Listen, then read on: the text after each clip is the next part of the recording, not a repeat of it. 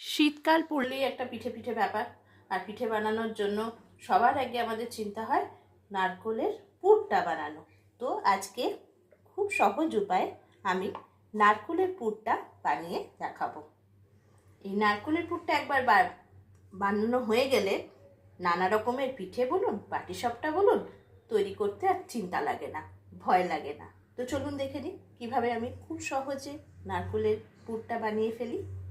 প্রথম করে নেব সেটা হচ্ছে নারকেলের পুরটা করব। তার জন্য এখানে আমি নারকেল আর পাটালি নিয়েছি।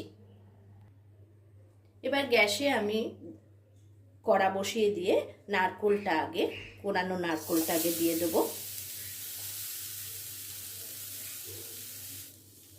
এরপর আমি গুড়গুলো পাটালিটা আমি দিয়ে দেব। এবার এটাকে নাড়িয়ে নাড়িয়ে পাটালিটা গলা পর্যন্ত যেভাবে আমরা পুরটা বানাই সেভাবে বানিয়ে নেব। একটু গরম হলেই পাটালিটা গলে যাবে। নারকেলটাকে সমানে নাড়াতে থাকতে হবে, নয়তো এটা নিচ থেকে লেগে যাবে। এভাবে নাড়াতে নাড়াতে পাটালিটা আমার গলে গেছে। এবার আমাকে এটাকে পাক দিতে হবে। আমার নারকেলের পুরটা একদম তৈরি হয়ে গেছে। আমি পুরটা এরকমই অবস্থায় নামিয়ে নেব। পুরটা একদম রেডি।